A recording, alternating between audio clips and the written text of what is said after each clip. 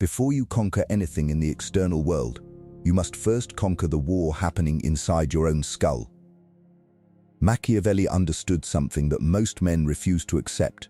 The greatest enemy you will ever face is not a rival, not a competitor, not a system built against you. It is the undisciplined version of yourself that wakes up every morning and negotiates with weakness. The general does not negotiate. He commands. He looks at his mind the way a military strategist looks at a map, identifying weak points, eliminating dead weight, and fortifying what matters. Every thought you allow to linger without purpose is enemy territory. Every distraction you entertain is a breach in your defense. Every time you choose comfort over sharpness, you are handing your opponent a weapon to use against you. Focus is not a feeling. It is not something you wait to be inspired by. Focus is a decision made with the cold precision of a man who understands that time is the only resource that cannot be recovered once lost. Your mind is the battlefield. And right now, most men are losing on it without even realizing the war has already begun. Number 2. The general does not react, he calculates. Weak men react. They see provocation, and they respond immediately, emotionally, without thought, like a chess piece being moved by someone else's hand. This is exactly what your enemies want. This is exactly what the world is designed to trigger in you. Every notification, every insult, every setback, every moment of chaos around you is a test, and most men fail it before they even realize they are being tested. The general operates differently. When pressure arrives, he does not flinch. He observes, he measures, he calculates the weight of every possible response before he moves a single muscle. Machiavelli wrote that the wise man does not leave things to chance when he can apply reason, and that principle is not just political strategy, it is a way of being. It is a psychological architecture that separates the powerful from the powerless. Understand this: your emotional reaction is not strength, it is exposure. The moment you react without calculation, you have revealed your weak points to every sharp mind watching you. And there are always sharp minds watching. The boardroom, the street, the relationship, the negotiation, every arena of life rewards the man who can absorb pressure like stone and release his response like a surgeon's cut. Precise, deliberate, devastating. This is what dangerous focus looks like in practice. It means you build a wall between stimulus and response, and inside that wall, you think. You assess the terrain. You ask yourself what outcome you are engineering, not what emotion you are feeling. Feelings are data, not commands. The general reads them, processes them, and then sets them aside to do what must be done. React, and you become predictable. Calculate, and you become untouchable. Number 3. Eliminate everything that does not serve the mission. Machiavelli was not a man of sentiment. He was a man of strategy. And one of the most ruthless strategic truths he ever revealed was this: a prince who tries to please everyone will ultimately be destroyed by everyone. You cannot build an empire while carrying dead weight.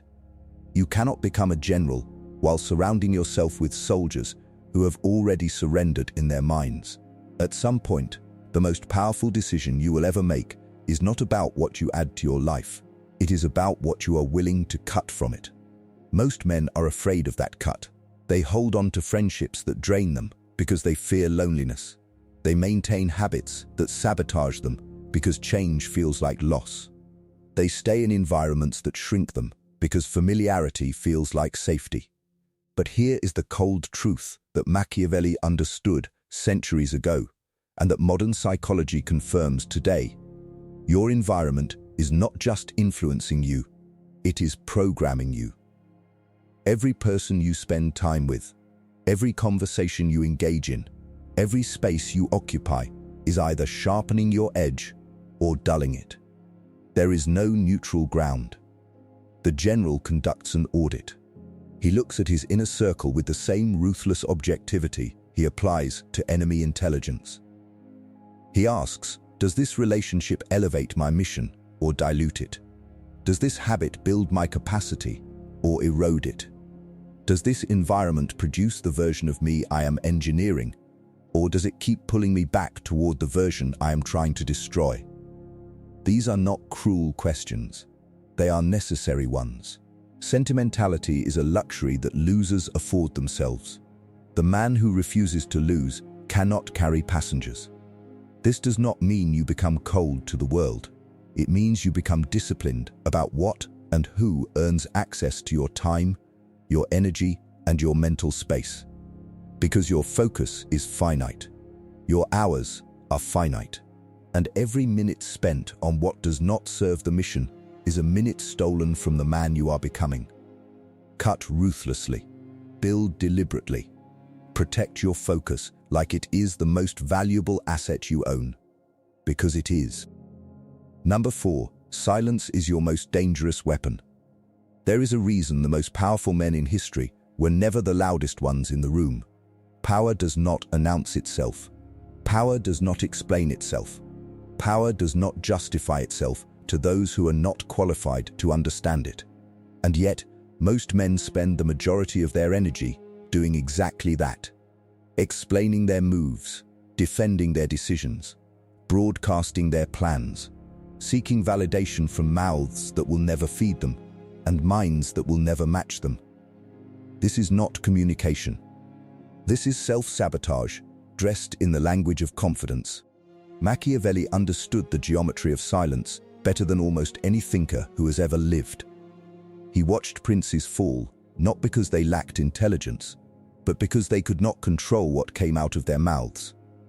He observed courts, kingdoms, and power structures collapse because men revealed too much, too soon, to too many.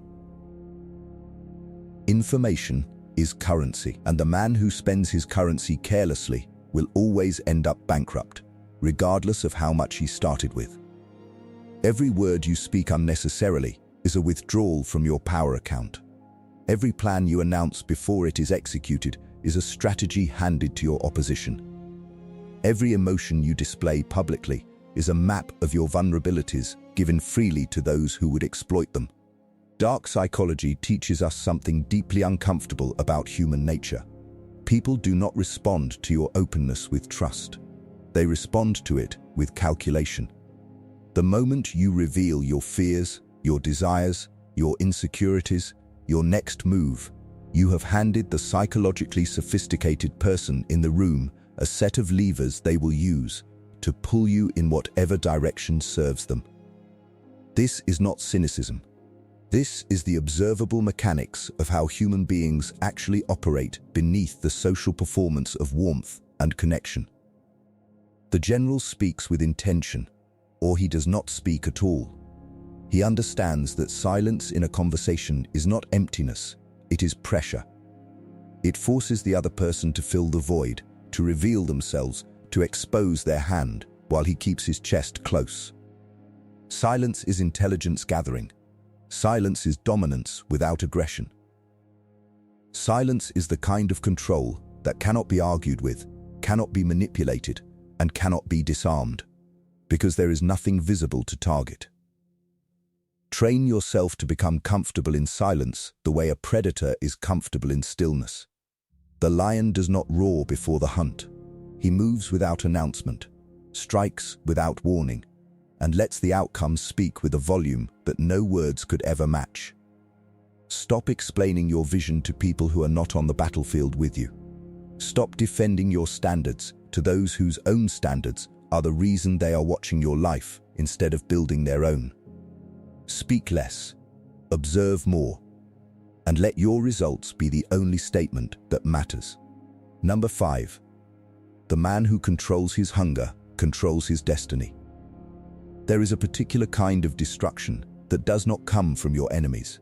It does not come from the market, the competition, or the circumstances stacked against you. It comes from within. It comes from appetite without discipline, from desire without direction, from the raw, unregulated hunger that lives inside every man and, when left unchecked, becomes the very force that dismantles everything he has built. Machiavelli warned of this with surgical precision. He observed that men are conquered most completely, not by outside forces, but by their own passions. And history has proven him correct with a consistency that should terrify every man who is paying attention. Look at the men who had everything and lost it, the leaders who built empires and then watched them collapse, the executives, the athletes, the visionaries who reached the summit and then self-destructed in plain sight. In almost every case, the weapon that brought them down was not wielded by an enemy. It was wielded by themselves. Unchecked desire for pleasure, unmanaged addiction to validation, uncontrolled appetite for more, faster, louder, larger, without the internal architecture to sustain it. Hunger without discipline is not ambition. It is a slow, sophisticated form of self-destruction that wears the mask of drive. The general understands that desire is not the enemy. Desire is fuel. But fuel without a controlled burn mechanism does not power an engine. It causes an explosion. The most dangerous and effective men who have ever walked this earth were not men without desire.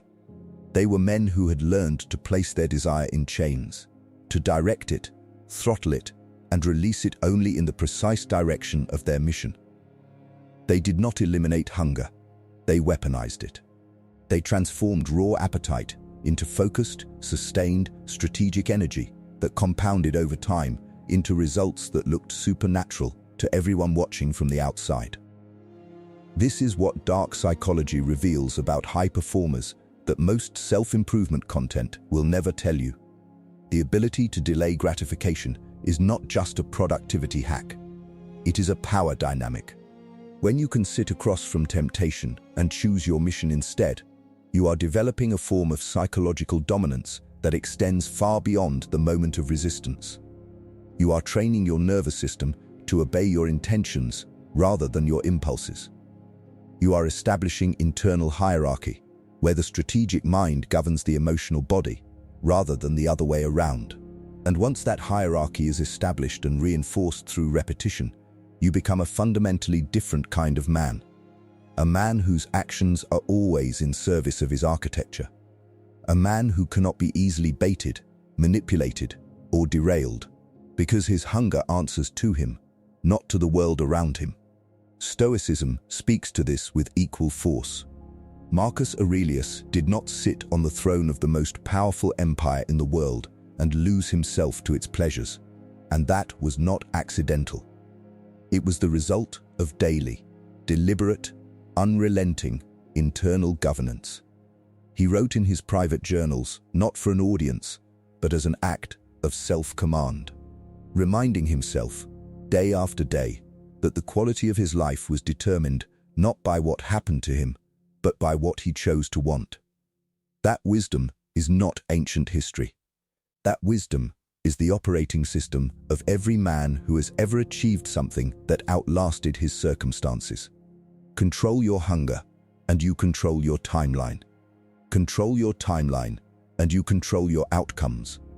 Control your outcomes, and you become the kind of man that the world has no choice but to reckon with. Now stop and drop in the comments, "My hunger obeys me." Say it and mean it, because the man who can write that and believe it is already operating on a frequency that most men will never reach. Number 6. Build in the dark, the strategy of invisible progress. There is a moment in every serious man's journey where he must make a choice that the majority of the world will never understand. The choice to disappear. Not physically, not permanently, but strategically. The choice to go quiet on the timelines. To stop performing progress for an audience. To close the curtain on the work and let the silence around him grow loud while he grows powerful in the space that silence creates. Most men cannot make this choice. They are too addicted to the feedback loop, too dependent on the dopamine of visibility, too psychologically fragile to exist without the constant confirmation that other people are watching, approving, and acknowledging their movement. And that addiction, that need to be seen while becoming, is one of the most effective limiters on human potential that has ever existed. Machiavelli understood the strategic value of concealment at a level that most modern thinkers have entirely forgotten. He studied the rulers who lasted and the rulers who fell, and one of the patterns he identified with devastating clarity was this: the prince who moved visibly was always easier to stop than the prince who moved invisibly. When your enemies can see your trajectory, they can calculate your destination. When they can calculate your destination, they can position themselves to block it. But when you operate beneath the surface, when your preparation is private, your strategy is sealed, and your ambition is known only to yourself, you remove from your opposition the most critical asset they need to neutralize you, which is information. You become a variable they cannot account for, and a variable that cannot be accounted for cannot be controlled. Dark psychology adds another dimension to this truth that cuts even deeper. The moment you begin publicly performing your self-improvement, broadcasting your gym sessions, announcing your goals, narrating your transformation for an audience, you trigger a psychological phenomenon where the social recognition you receive begins to substitute for the actual achievement. Your brain, which cannot fully distinguish between the reward of accomplishment and the reward of acknowledgement, begins to feel satisfied before the work is complete. The result is a man who talks like a winner, but moves like someone who has already collected the prize, slow, unfocused, and increasingly reliant on external validation to maintain his internal momentum. You have seen this man. You may have been this man. The cure is radical and simple. Stop announcing and start executing. The generals of history who achieved the most decisive victories were the ones whose opponents never saw them coming. Hannibal did not telegraph his crossing of the Alps. Caesar did not broadcast his strategy before his campaigns. The element of surprise was not just a military advantage, it was a psychological weapon that shattered the morale of opposition before a single sword was raised. That same principle applies to your life with identical force. When you resurface after a period of invisible work, sharper, stronger, more capable, more resourced than anyone around you expected, the psychological impact on those who doubted you, competed with you, or dismissed you is total and irreversible. You do not have to say a word. Your transformation says everything, and it says it in a language that cannot be argued with, minimized, or undermined. This is the discipline of building in the dark. It requires a specific kind of internal strength, the ability to find your motivation entirely within yourself, without the fuel of external eyes. It requires you to become your own audience, your own validation, your own source of confirmation that the work is worth doing. That is not isolation, that is sovereignty. The man who needs no witness to do the work is the man who will eventually produce work that the whole world cannot ignore. Go dark on the noise. Go deep on the mission. Let the world wonder what happened to you, and then show them exactly what happened to you through results so undeniable that silence was always the loudest strategy you could have chosen.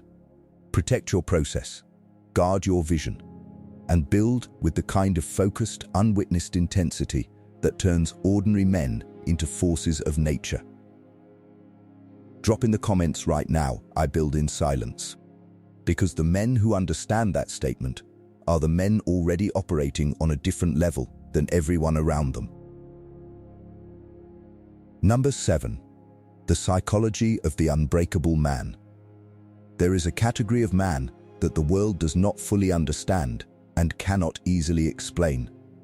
He has been broken before, sometimes completely, sometimes repeatedly, and yet he stands. Not because he was untouched by pain, not because life handled him gently or fortune smiled on him consistently, but because somewhere in the architecture of his character, he developed something that most men never cultivate and that no external circumstance can provide: an unbreakable relationship with his own will. This is not the man who never falls. This is the man who has fallen so many times that the ground no longer frightens him. And that distinction is everything. Machiavelli wrote that fortune is like a river. When it floods, it destroys everything in its path. But the wise man builds embankments before the flood arrives. He does not wait for adversity to begin constructing his resistance. He builds his psychological infrastructure during the calm, so that when the storm arrives, and it always arrives, he is not scrambling for survival. He is executing from a position of prepared strength. This is not optimism. This is engineering. The unbreakable man does not hope that hardship will not find him. He assumes it will. He prepares for it methodically. And when it arrives, it meets not a man who is surprised, but a man who has been waiting. Dark psychology reveals something about resilience that the motivational industry spends billions of dollars carefully avoiding. Real psychological strength is not built in comfort. It is built in controlled exposure to difficulty. The men who become genuinely unbreakable are the men who have deliberately chosen the harder path when the easier one was available, who have voluntarily placed themselves under pressure, in discomfort, in situations where failure was possible and survival was not guaranteed. Every time you choose difficulty, when ease was an option, you are making a deposit into a psychological account that pays compound interest in the form of unshakable confidence. Not the performative confidence of a man who has never been tested.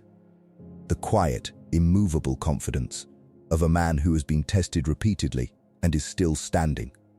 Stoicism speaks to this with a force that cuts through every modern distraction. Epictetus, a man who began his life as a slave, who had every reason to be destroyed by his circumstances, built a philosophy of power from the inside out.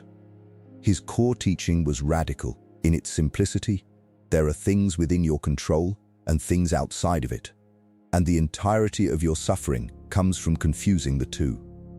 The unbreakable man has made peace with this distinction at a cellular level. He does not waste his psychological energy raging against what cannot be changed. He does not collapse under the weight of outcomes he cannot govern.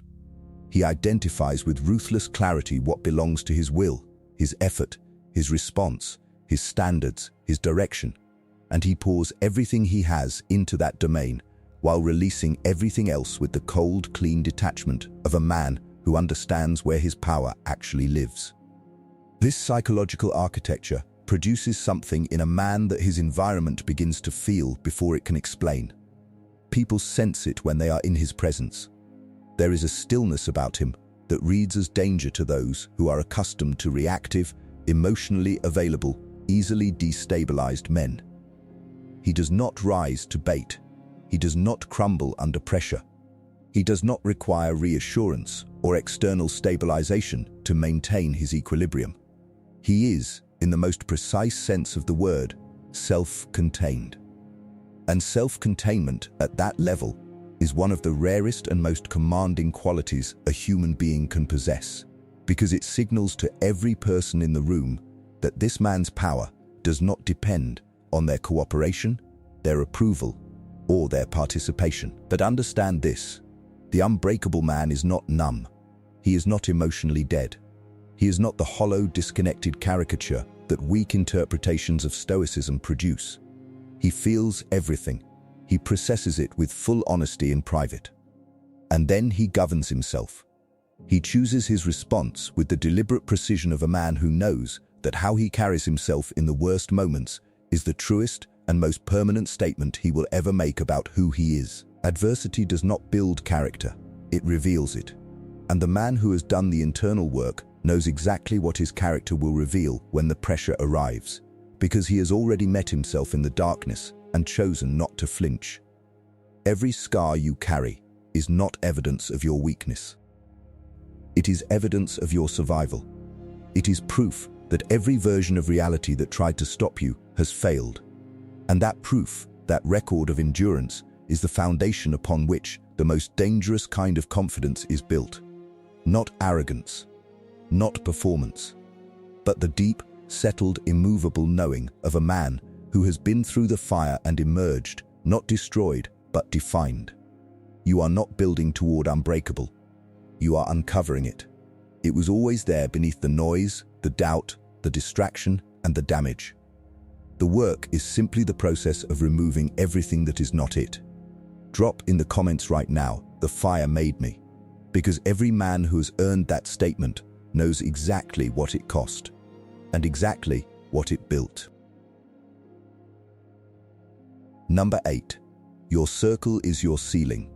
There is a law operating in your life right now that most men are completely unconscious of, and its invisibility is precisely what makes it so devastating. It is not written in any contract. It is not announced by anyone around you. It operates silently, consistently, and without mercy in the background of every interaction, every conversation, and every environment you choose to place yourself inside. That law is this: you will never outgrow the collective standard of the people you surround yourself with. Not sustainably, not permanently. Because human beings are not isolated systems. We are permeable. We absorb the values, the language, the limitations, and the ambitions of those closest to us the way lungs absorb air, automatically, continuously, and without conscious permission. Machiavelli advised the prince with absolute directness on this matter. Choose your advisors with more care than you choose your battles. Because bad counsel has destroyed more kingdoms than bad enemies ever could. He understood that the men around a leader do not merely influence his decisions. They shape the very framework through which he perceives what is possible, what is acceptable, and what is worth pursuing. A prince surrounded by small thinkers will eventually begin to think small, regardless of how large his original vision was.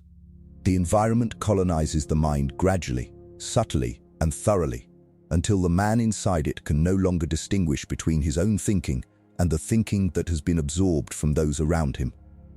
This is where dark psychology delivers one of its most uncomfortable revelations. The people closest to you, the ones who claim to love you, support you, and want the best for you, are often the most effective limiters on your growth. Not out of malice necessarily, but out of something far more psychologically complex and far more difficult to defend against. When you begin to grow, when you begin to raise your standards, expand your vision, and operate at a level that exceeds the shared ceiling of your circle, you trigger in the people around you a psychological response that has nothing to do with you and everything to do with their own. Unconfronted limitations. Your progress becomes a mirror they did not ask to look into. And rather than face what that mirror shows them, many will, consciously or unconsciously, attempt to pull you back to the level where the reflection is comfortable again. They will call it concern. They will frame it as loyalty. They will dress it in the language of keeping you grounded, keeping you humble, keeping you realistic. But what they are actually doing is protecting the shared ceiling from being broken, because if you break it, they have no excuse left for why they have not. Recognize this pattern not with bitterness, but with clarity. You cannot afford the luxury of misdiagnosing the source of resistance in your life. When the people around you consistently minimize your ambitions, question your standards, and seem most comfortable when you are operating below your potential, that is not love. That is limitation, wearing love's clothing. The general builds his inner circle the way he builds his army, with ruthless selectivity, non-negotiable standards, and zero tolerance for the kind of mediocrity that spreads like infection through proximity. He surrounds himself with men who are building, men who are hungry, men who challenge him upward rather than pulling him downward. He understands that 5 relationships of genuine elevation are worth more than 50 relationships of comfortable stagnation. Quality of counsel over quantity of company, always. Audit your circle with the cold eye of a strategist. Elevate deliberately. And remember, your environment is not just where you live, it is what you are becoming. Number 9. The long game. Why patient men always win.